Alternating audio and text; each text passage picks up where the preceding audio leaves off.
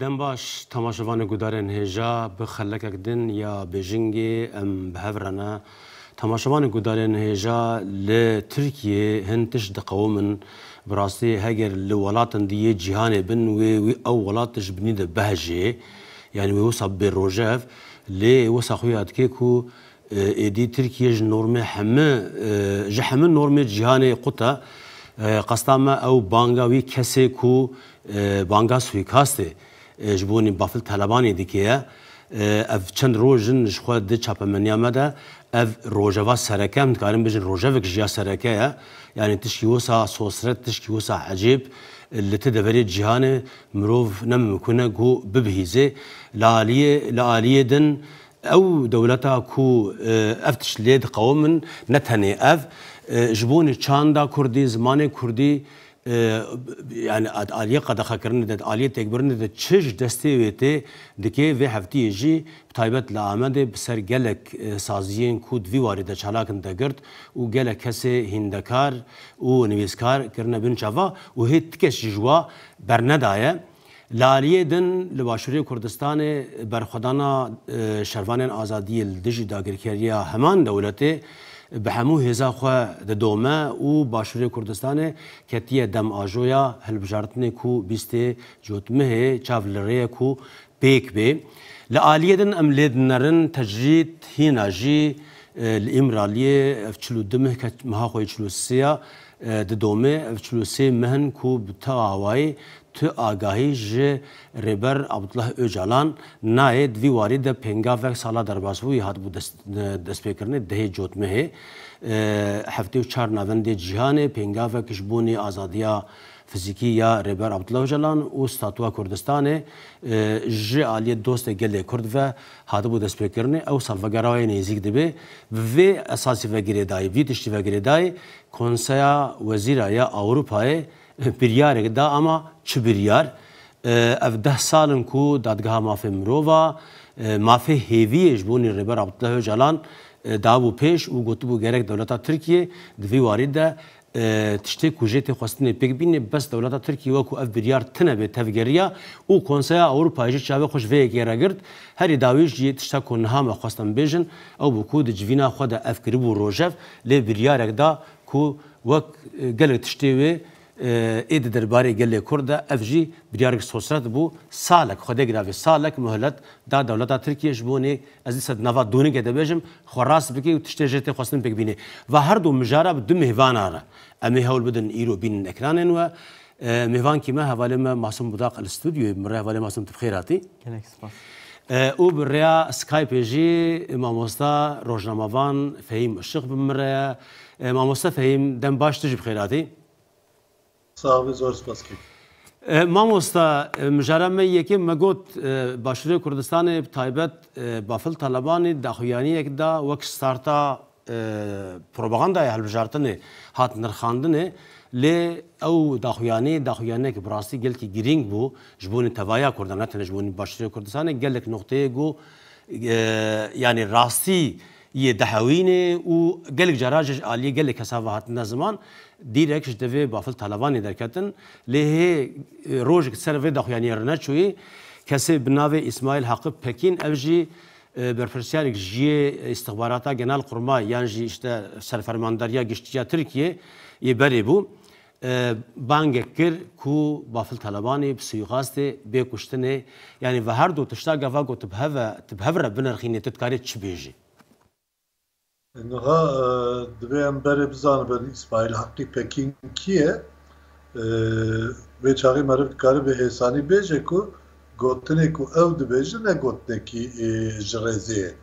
İsmail Hakkı Pekin bere de serfermandariya geçti ya devleta Türk de berpersiyare istihbaratı u beriya nuhaji takriben 2 sal beri دیسا جارێکی دن د تەلەڤیزیۆنێ de باوایەکی ئەشکەرە ji bo kesên li derveyî welat dijîn û opozîsyonên dijî dewleta Tirkên bi taybet kesên Kurd li derveyî welatin ji bo wan jî dîsa gotibû divê ew bi suîkasta bên kuştin û her wiha di wê axaftina xwe de gotibû ku ev tişta berejî pek hat. Qestayî çi bû? Qestayî Sakine Cansızû her du hevalên jin yên din bû. Yani digot mit vê tişta pek anî kir. O tabi piştî vê gotina İsmail Hakkı Pekin dîsa dervey welat li Parîsê insanên me hatin şehîd kirin. Yani bi destê dewleta Tirk Kürt li Parîsê carekî din piştî qetiyama Sakine Cansız wan hatin qetil kirin. Niha jî heman İsmail Hakkı Pekin bi awayekî eşkere dibêje ku divê dijî bafil talebanê suîqast werin pêkanê. Ji xwe her wiha İsmail Hakkı Pekin vê tişta dibêje ama beriya wî dewlet rasterast biriya wezîrên xwe biriya serokkomarên xwe biriya Erdogan û Hakan Fidan û yendira çend car herêma Süleymanê bi taybet herêma Sews ku dibin kontrola Yekîtîn Niştimanî Kurdistan de bi awayekî eşkere tehdît kir. Hatta niha jî ambargoyekî li ser herêma Süleymaniyê heye û her wiha balafirxaneya Süleymaniyê jî girtiye û tabi li hember vê yekê jî dehan suîqast wan dera pêk din. Hevalên akademisyen, hevalên siyasetmedar, hevalên em bêjin rojnamevan hemû li Başûrê Kurdistanê bi destê dewleta Tirk li wir hatin qetil kirin. Herî dawî jî dîsa hevalên me yên rojnamevan bi destê dewleta Tirk li Süleymaniyê derdora Süleymaniyê hatin qetil kirin. Gülistan Tara û hevalên me yên din.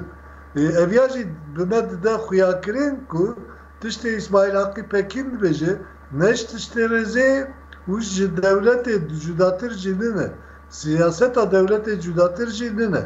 Ji ber vê yekê tabi eviya bêguman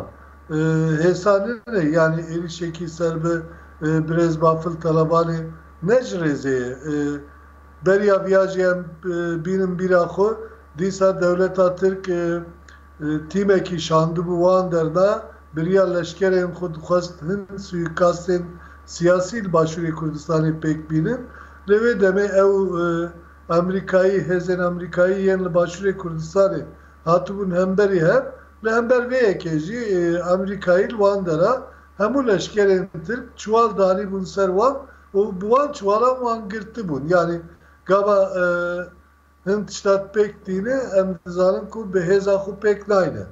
Bi îzna dewletên biyanî taybet bi dewletên Rojavayî û Amerîkayê pêk dînin van tiştana dehan car me dît. Yani hatta Amerîka îzin nedana ne dikarî bû êrişî hin ciyan bikir li Rojavayî Kurdistanê. Hin cara jî Rusyayê îcaze were digirt. Lê gava xet jî derbas bikin ser vê xetê derbaskirina ser vê xetê jî helwestekî din li hemberî vala jî nîşan didin. Yani ji ber vê yekê dibêjim bêguman tehdît ciddiye lê hinde jî hêsan nîne. Tabi bi vî awayî jî işaretekî Mamosta biborîne. Niha bidîtina te ev tiştê ku İsmail navê İsmail Hakkı Pekin'in çi ye yani ev ji xwe xuya ku zilamkî dewletê ye hîn jî dewletê ye yani berê jî fermiyê dewletê bû niha jî dewletê ye û tiştê ku ev dibêje em bêjin wek îşareta pêşî mirov dikarî bigire dest. Baş e ev nîşane yan jî ev işaret ev peyam çi ji bonî bafil talebanê ya jî giştî ji bonî Başûrê Kurdistanê. Dixwazin çi mê bidin? Problema Başûrê Kurdistanê ji alî dewleta Tirk ve û ji alî me ve pir eşkere ye. Dewleta Tirk li Başûrê Kurdistanê êrişekî girseyî pêk anîye û gelek hereman jî bi taybet ew herêmên ku dibin kontrola Partî Demokratîk Kurdistan deyî tabi bi hevkariya Partî Demokratîk Kurdistan dagir kiriye. Yani wan heremana bi awayekî giştî dibin kontrola dewleta Tirk deyî.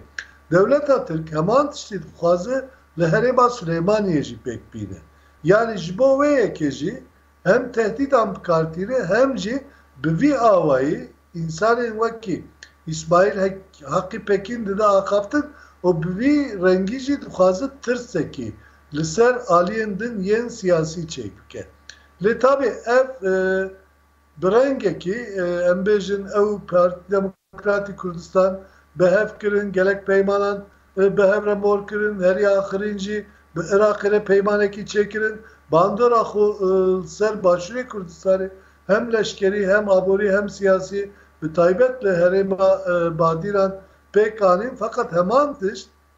tiş le herema Süleymaniye le herema ev herema Kürt kontrola yektir içtimani Kürdistan de pek nani na van gotrana jbo veket kinku evya nayve mane ku ve havl nedin jbo veke gaveki babejin yani tehdit ciddiye beguman çünkü İsmail Hakkı Pekin gava de bernameyi de vetişta got henekan got ama bir avay nabe yani şike xubrengeki mimikan nişanda evcili go yani havcena kemer vetişta rast bu xubke ve heneka beden kirin eğer herekine emzanın ku devlet tatır edi gelek hezen çetejid naf xudu çekiriye yani ahirin müçederken ku evji gelek giringe jibo emnahiye kesen li derve wezarata derve welat şoğlun kararname ki belafkir be şanena ve be imzaya Erdoğan kararnameye be hecmara 163 duy kararnameye de eşkere de beji ku wezarata derve welat jibo parastıra xud kare hezeki taybet çevke İja ev heze taybet bi çi çekan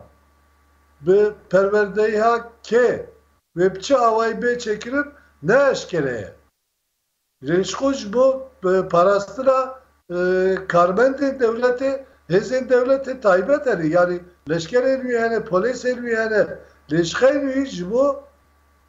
Wezarata derve velat hezeki taybet izla hezeki taybet dedi ve arteşeki cuda hem linab velat hem derve velat karı ve arteş karbide. Evya hezekidir. O gelek çete deste devleti Türkleri yani ev çeteci bir salaya van perverdet kim o be her cüre suikast dikarın doğan bedin kirin.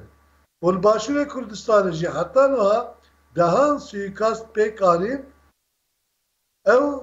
kesin ku suikast pek anin hatta noha yek juanji naatiye darzandın hatıra girtinci desteser kirin yani bir rengeki vedşerin rastiçiye rastici derdake ve ole dur da ji devlet atır hem hezeko hem cihan bejin tehdit en khub kartine yani gelek cüre heye ku vi avay ve tişta pek binin fakat veki got yani ev tehdidat kin ama hindeji hesan ne fakat vi ali merif kare veji beji devlet atır her ku dikebit dengasiye bir rev olağındın dukhazı jve tengasiye derkevi yani devlaku birasti bir siyaseteki rastakin bir lehefkirini bir rengeki çareserkirine meseleye siyasiyan pe çareseriye la gere ama bir avayı khazı khub deku dolaban bu diziyu gendeliyan bu suikastan gelek erişan xujve tengasiye derxiniş ve tengasiye xalas bıkı ama divir de tişteku te dert keve holi eve devlet atır brastici de tengasiye de ojbo ve tengasiye xalas bıkıcı her cüre re bıkar tine yani ev ne hezaviye ev bir rengekici edi bekçüyün aviye usafiyat. Spas mamosta ben sefer görüneceğim de havale masum mamosta geldi işte yani gumru bni sor xez biki anin zmin از توازم تشکیده یعنی تایبت از تخمین کم یا دو بو یا پیر بو جوینا پارلمانتو هرم یا باشور کردستان ها بو و جوینه ده قبات و مسرور برنگ کی یعنی تهدیدواری هات بون برانبری هف تایبت مسرور او تهدید کربو یعنی بگوتنه işte ون خوازن دستلاداری ما تک ببن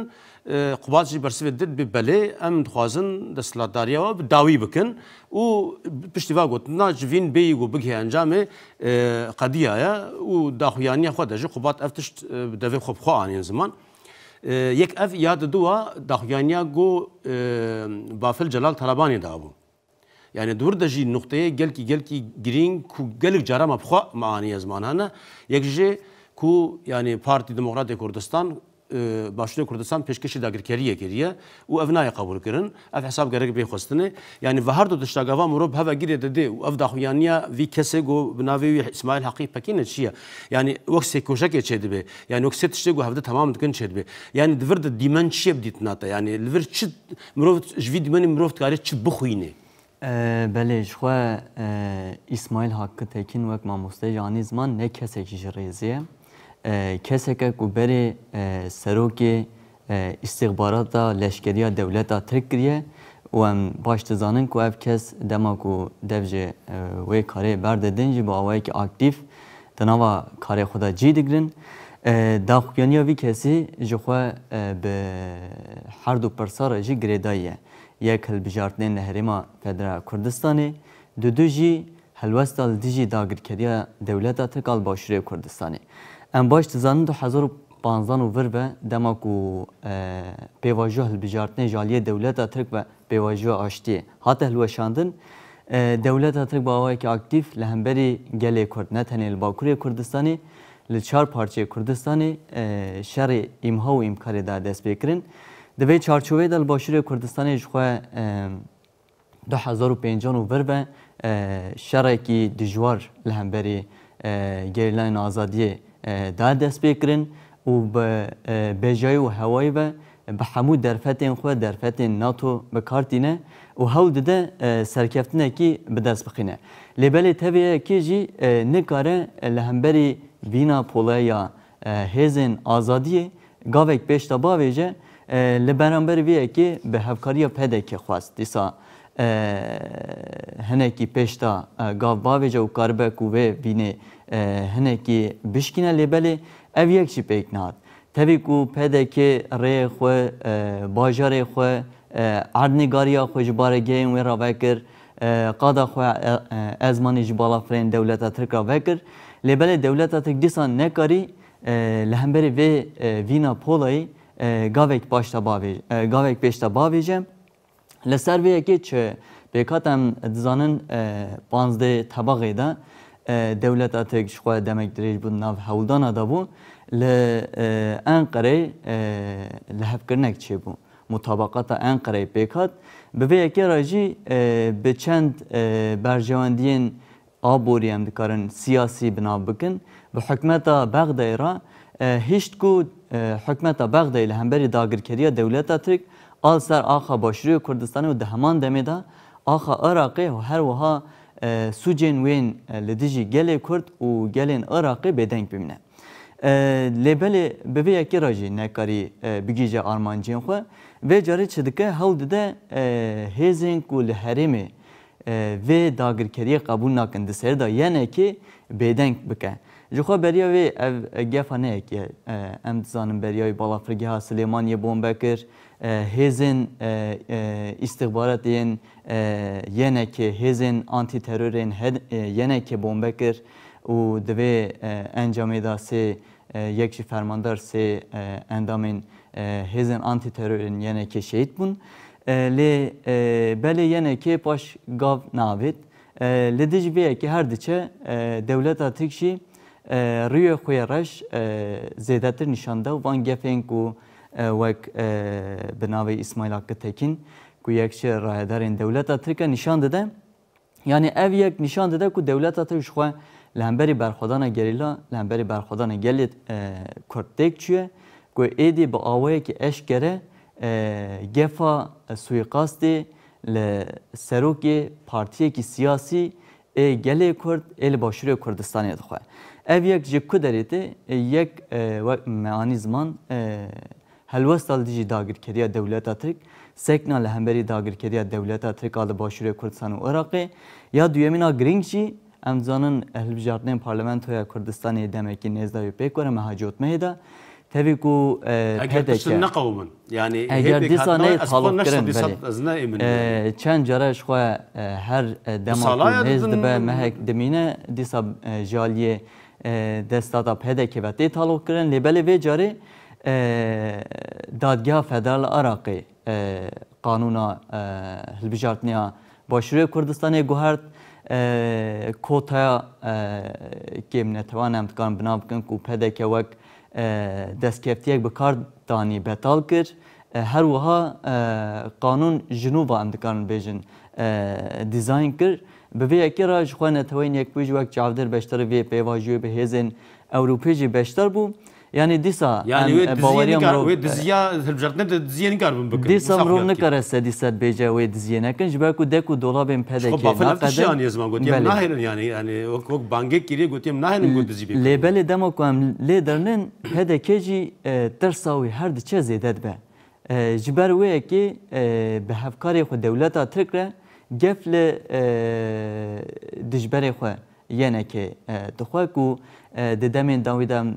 dizanin piştî ku Celal Taliban İmam Celal koça dawî kir di nav yenekê da hin tevlî hevî çêbûn ji bo bi destxistina serokatiya partiyê. Lêbelê demê dawî da bi serkêşiya Bafıl Talibanî em dibînin yenekê hêza xwe me ev ku derê dît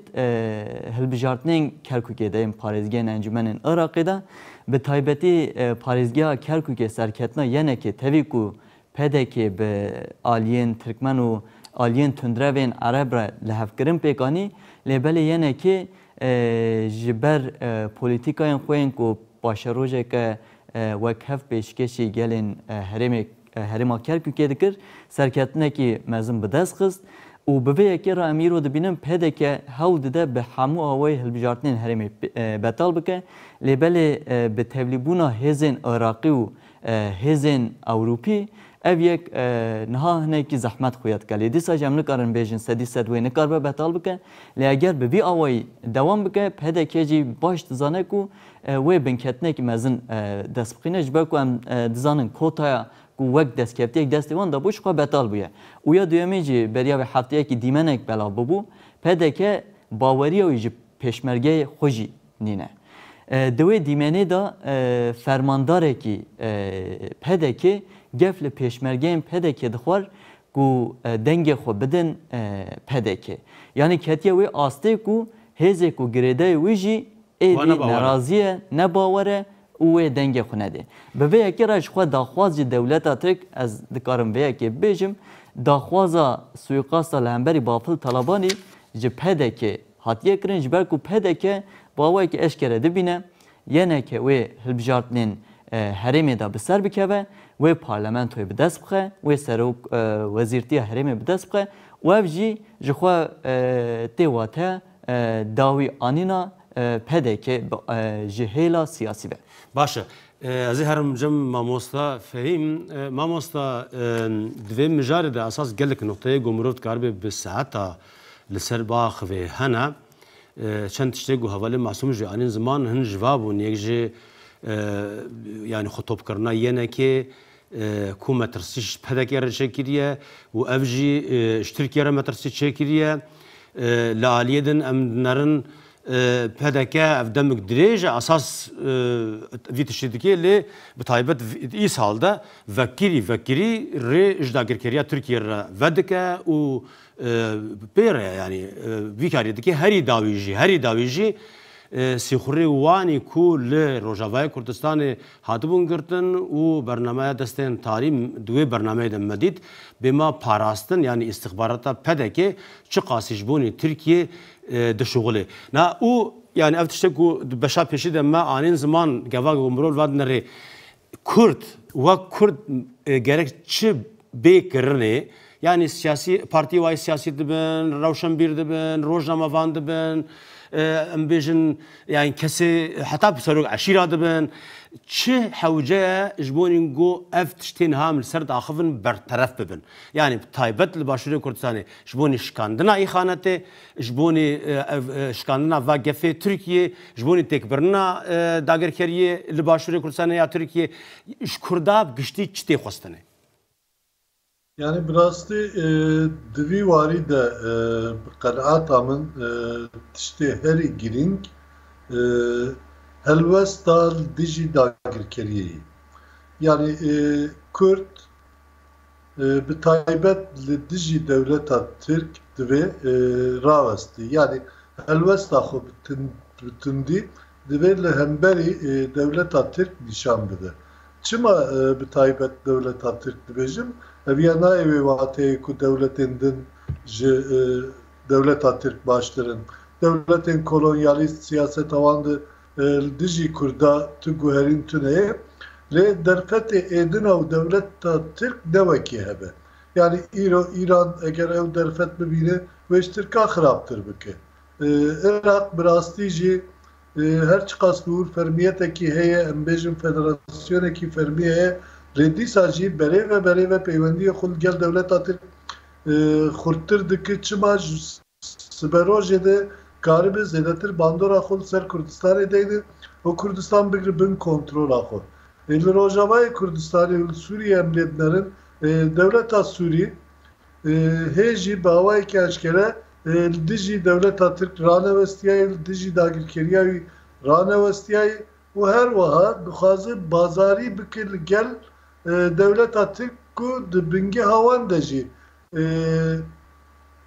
tinekirina destkeftiyên Kurda heye. Ama divir de êku rastarast êrîşan pêk dîne, êku rastarast insanan dikujû û qir dike herî zêde devleta Tirkê û bi taybet du beşên Kurdistanê de li Rojavayê Kurdistanê û li Başûrê Kurdistanê jî destkeftiyên mezin ya Kurda heye ji bo van destkeftiyan jî têk bibe devleta Tirk hewlekî mezin de heye. O divir de rastiyekî din jî heye. Yani divê em wê jî bêjin. Êdî bi rastî helwesta Partî Demokratîk Kurdistanê ya li hember devleta Tirk ne tu helwestî. Yani îro devleta Tirk li Başûrê Kurdistanê heta radeyekî li Rojavayê Kurdistanê her çi gav davêje bi alîkariya Partî Demokratîk Kurdistanê van tiştana pêk dîne. Yani ew kesên ku biriya parastinê hatiri sîxurkirin û hatiri şandin ji bo Rojavayê Kurdistanê û li wan dera belkî gelek kesan bi pereyan stendine biriya wan dehan kadroyên dehan şervanên dehan sivîlên têgihiştiyên Kurd hatire qetil kirin. Heman tişt li Başûrê Kurdistanê jî pêk dînin û di vî warî de helwesta PDK jî me nîşan dide ku dijî Kurda bixuye dijî berjewendiya Kurda bixuye dûr de tenê berjewendiya partiyekî hatta ne tena serê xwe berjewendiya partiyekî berjewendiya berin dikarîbêje ku derdorekî piçûk ya nav Partî Demokratîk Kurdistan de tê pejirandin. Ji van tiştana hemû êdî bime eşkere ye. Di axirîn kongreya Partî PYD'ye de ev tiştî hat rojevê dûr de bafil telebanî bi rastî peyamekî xurt jî hem li dijî dagirkeriyê hem jî em bêjin piştgiriya ji bo Rojavayê Kurdistanê şandibû. Her wiha Şahnaz İbrahim Ahmed jî ku ew jî serkirdeyekî pêşketiye û yek ji damezrênerên yerekê Keça İbrahim Ahmedê jî û bi rastî ew jî peyamekî xurt şandibû. Piştî jî Foza Yusuf peyamekî xurt da. Ew jî kadroyeke têgihiştî ya Rojavayê Kurdistanê bi rastî berpirsiyarî gelek sal jî di nav xebatê de. Ew jî got ku êdî Kurd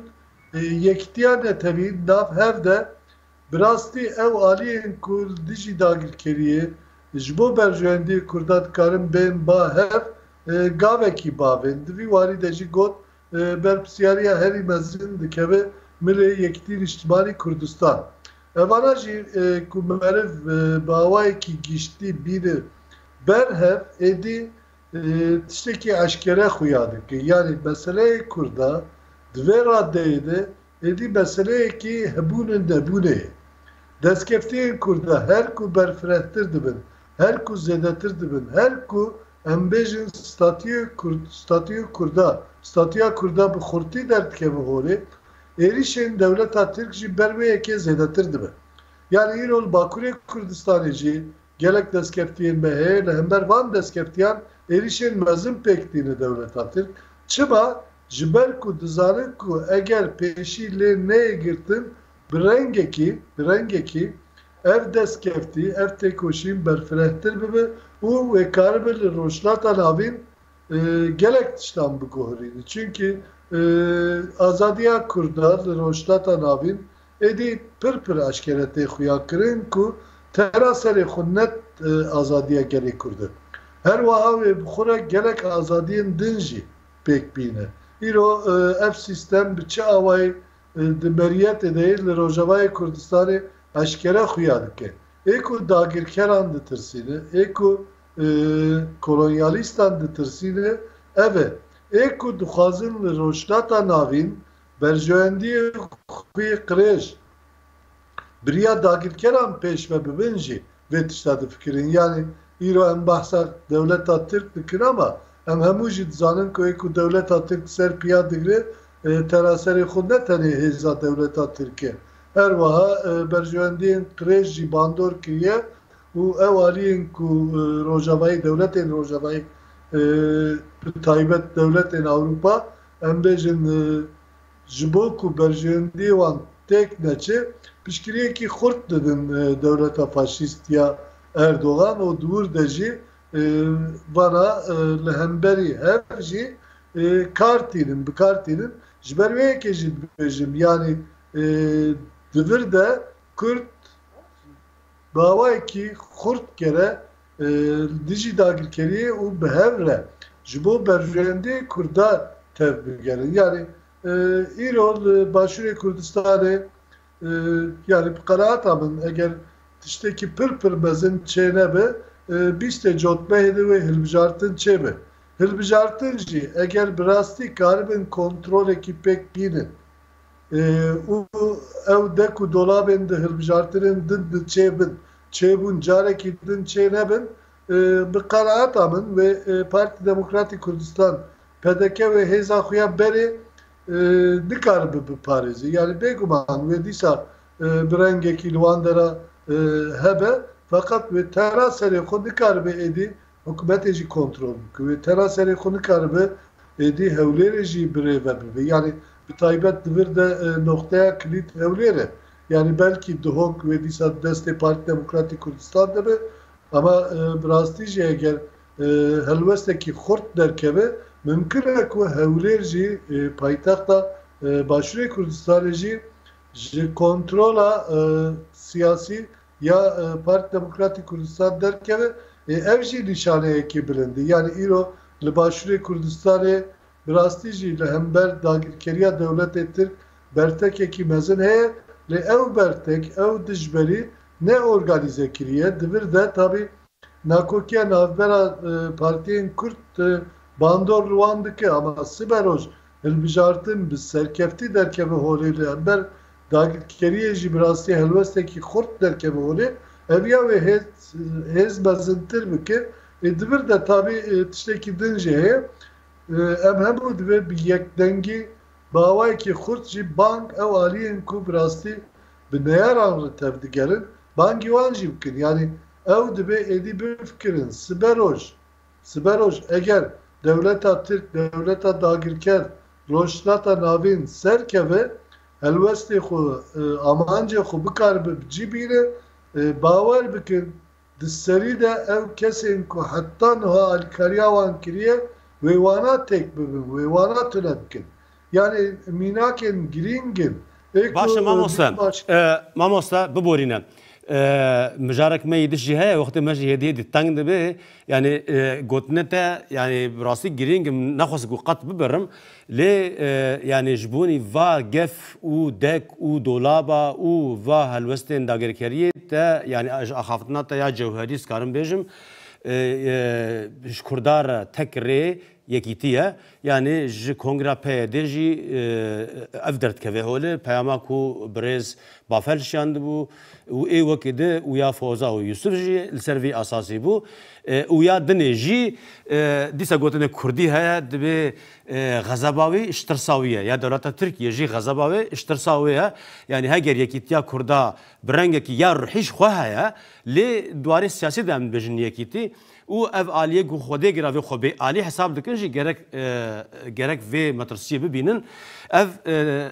cewherê axaftina te bi vî rengî bûn mijara me duyemîn de dixwazim vegerim stûdyoyê evalê masum اساس مجاره کی مروفت کاری گل کی برفراتر هن نقطه وکی لی مخابن وقت ما بسینور ام نگارن نواشلو 5 دقیقه دا ام حمد تشتی بین زمان مجاره ما دویمین مجاره تجدید بو تجدید یجی او جی یعنی دوی وارد اف نزکا سال که پنگاوک گردونی پنگاوک جهانی تماشاندنه لی یعنی هفتاد در باسبوی گلی کرد به بالداری کمزن جویوا لی وی پارزمینه بو چه و کنسیا وزیرا یا یکیتیا اروپای مجاره تجدید او بیاره دادگاه مافی مروفای اروپای گربو روجوا خو کل سر باخوه اف بیار اجده هیوا سیاه هگرز نشاج بیم 2014 هات بودانه 10 سال سر در باز بونه زیاده 10 سال سر در باز بونه او نورمال یعنی گاواگو بیاره کش عالیه دادگاه وته دانه گرک خونسی بشوپینه که اف بیار تیجه نایجه اف نهاتی کرنه اف 10 سالان نهاتی کرنه او کرا روجوا خود چه بیار درکت گو حتی سال که ام وقت دن ترکیش بونین کو خو راست بکی اف چخاصی جدیه yani çünkü gelek bertek hatın hem keceki bertek nişanda hem keneki bertek nişanda hem parazeri briz öcalan bertek nişandan gu efçi yani onun hanegi hob ma dikin بله جخوا yani کنسه اروپای خوک کمیته وزیران ev mijar kirbu rojava xwe biriya dadgeha mafên mirovan têkildarê mafê hêviye yê rêbera Abdullah Öcalan ji ber ku ji adara 2021 û vir be tu agahî jê naywergirtin û di heman demê de tecîtekî ku mînakayî li ser rûyê cîhanê tune li ser rêbera Abdullah Öcalan tê meşandin li hemberî vê yekê biryarekî dadgeha mafên mirovan hebûya têkildarê mafê hêviyê ev biryar jî ji xwe dadgeha mafê mirovan bi xwe bi daxwaza xwe nedabû li ser têkoşina gelê Kurd têkoşina dostên gelê Kurd têkoşina parêzer û kesehatên navdarên cîhanê dadgeha mafên mirovan neçar mabû ku vê biryarê bide lêbelê tevê ku ser 10 sal derbas bûn tenê dem da dewleta Tirk ku xwe rast bike û herî dawî jî 17 îlonê de carek din komîteya weziran li hev civiya û têkildarê mafê hêviyê carek din salek dem da dewleta Tirk ji xwe vir jî diyar dibe yanî em di salvegera kompleya navneteweyî de ne me hemû şopan kompleya navneteweyî bi çawa pêk hat kompleya navneteweyî ne bi destê dewleta Tirk bi destên hêzên hegemonên cîhanî hêzên navneteweyî ew ku ev sazî ava kirine bi destê wan komplo pêk hat ji ber wê yekê yanî hêviya gelê Kurd ji xwe ji van saziyan tune ku xwe rabin û bêjin rast e mafê hêviyê rêbera Abdullah Öcalan he û dewleta Tirk di vê ber de lêbelê gelê Kurd vê yekê zane dikare bi têkoşîn û berxwedana xwe wan neçar bêle ji ber vê yekê ji xwe ev 10 sale li hemberî wê saziyê em dikarin bêjin CPT ku sereke berpirsê tecîta li İmraliyê nobetek tê girtin di heman demê de li hemberî neteweyên yekbûya avahiya wê ya li Swîsrê ya li Cenevê çalakiya rûniştinê tê kirin bi çalakiyên cûr bi cûr ji xwe helwesta xwe gelê Kurd nîşan dide û destnîşan dike ji xwe berpirsê tecît ev saziyê navneteweyî û dewleta Tirk jî wek gardiyanek danîne wir û bi wê yekê hewl didin ku pêşî li fikr û felsefeya rêbera Abdullah Öcalan bigirin ji ber ku ev sazî û rêxistinên ku em qala wan dikin berhemên modernîteya kapitalîst in ew modernîteya kapitalîst e ku rêbera Abdullah Öcalan fikr û felsefeya xwe li hemberî wê modernîte demokratîk ava kir û pêşkêşê cîhanê kir û di serê de Kurdistan rojdata navîn li seranserê cîhanê belav bû ji ber vê yekê yanî ji xwe hêviya gelê Kurd ji van saziyan tune bû ku bi xwe rabin û biryarê bidin lêbelê hêviya jî têkoşînê hebû ji ber ku di salvegera komplê da pêngava azadî û çareseriyê pêngava azadî ji rêbera Abdullah Öcalan re û çareserî ji pirsgirêka Kurd re da bûn dest pê kirin ev yek jî ne ji aliyê gelê Kurd ji aliyê dostên gelê Kurd ve da bû dest pê kirin bi vê pêngavê ve ji Amerîkayê bigirin heta Asyayê hemû welatên cîhanê çalakî li hemberî tecîtê hatbû darxistin daxwaza azadiya rêbera Abdullah Öcalan hatbû kirin her wiha gelên cîhanê anîbû ziman ku rêya çareserî rêya jiyaneka azad û demokratîk tenê bi fikr û felsefe rêbera Ployocalan pêkane. Bi vê yekê xwe hêvî û bende weriya wê ya li hemberî vê biryarê mezin bû ji ber ku têkoşîna li dijî tecîtê her diçe ji xwe seranserê cîhanê belav dibe. Lêbelê dîsa Komîteya Wezîran erka xwe pêkanê em dikarin bêjin dem da dewleta Tirk ku ser serî li tecîtê bigire salek din dirêj bike bi vê yekê dîsa bide bîrkirin. Lêbelê ev yek tu carê nayê ji bîrkirin ji ber ku em çawa dibînin di salvegera komployê de wê li seranserê cîhanê li ser de Ewropa wê dîsa çalakî bêne li darxistin. Gelê Kurd ji xwe li her qada daxwaza ji bo azadiya rêbera Ployocalan tîne ziman wê dostên gelê Kurd jî li hemû deran bi yek dengî daxwaza ji bo azadiya rêbera Ployocalan bînin ziman ji ber ku her derê ev yek hatiye dîtin. Pergala heyî modernîteya kapitalîst êdî xitimiye, êdî xwe dubare dike, êdî tenê dibe sedema pirsgirêkan, dibe sedema şer û nakokiyên li ser rûyê cîhanê. Herî dawî em dema ku lê derinin şerê di navbera Rusya û Ukraynayê, şerê li Lubnanê, şerê li Xezayê, şerê li Rojdata Navîn, şerê li Kurdistanê ji ber ku ew dewletên ku di nava vê pergalê da cî digirin ji xwe pirsgirêka sereke ew dewletin wek rêbera Ployocalan jî destnîşan dike ji bilî şer û pirsgirêkan tu tiştî nadine berhemê wa jî tenê va tune çi şer deqîme mane ez xwazim herim cem mamosta fehîm jî mamosta we gomgoz jî sê deqîme mane bername em ê dawî bikin di mijara tecrîtê de gelek esas gelek pirsê û bên kirinê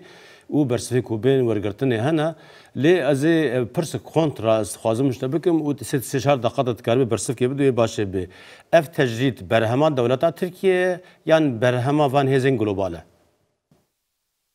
Yani gavkadın birastî hevalê me mazlûm bawayekî berfire behsa vê mijarê kir lê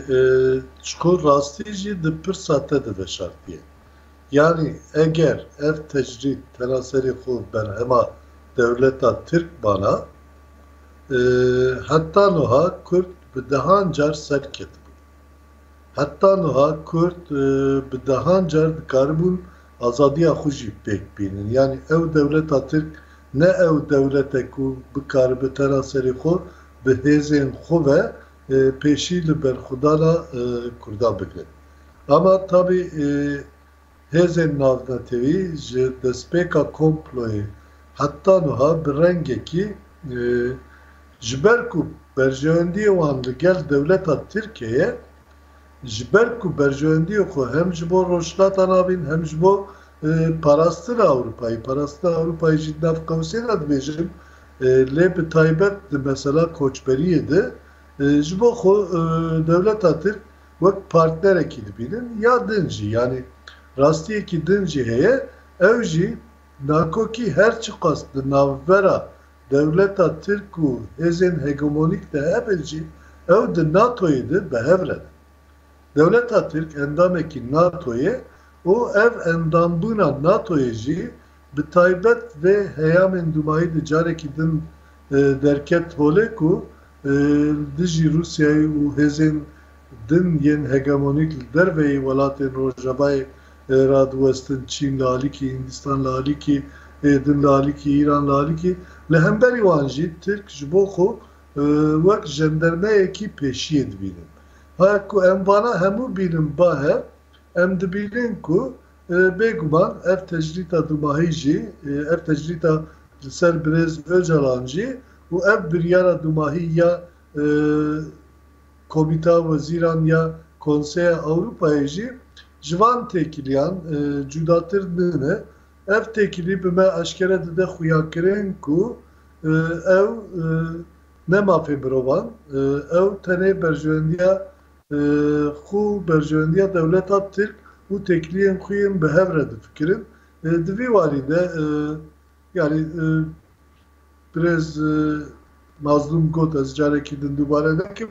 lê axir 10 sal berê biryarekî hatiye stendin. Encama wê biryara 10 sal berê hatiye çekirin, nuha tekirtin. Ev jiş bo saleki din mühlet dedin. Dur da tişteki balkeşi komite vaziran da beje ku ev nay ve bane ku ve yen mağdur varın berdan. Yani aşkeraj devlet Türk de beje ku jibo mafe heviyet kanun xudu ku herin bike le disa bernede. Eşku encam envici xuyad ki yani girtiyen 30 salat zindan edene hene pişti 30 salan salek 2 sal 3 sal wan bernadı ku dema tahliye wan hatiyeci wan bernadı çıma jiber ku devlet Türk brastici hukuk jihole rakri her tişte jihole rakriye u tene siyaseta dijmirane diji gerek kur demeşine u devletin rojavajı jiber ku berjevendiye wan gel devlet Türkiye çave xud van krejiyan digrin evyacı meddin şandan ku hemu şirke heven divi varide ev şirke heven yek kotreki ve bikadirim lehember van krejiyan eko brasti ye her tiş bir goyrinici ve heza gerek kurt u dosten gerek kurt be eğer ev bikaribim behevre brastici helvesta xo sıkıntır lehemu cihanı nişan bidin ve gelek tişi bir gordu hez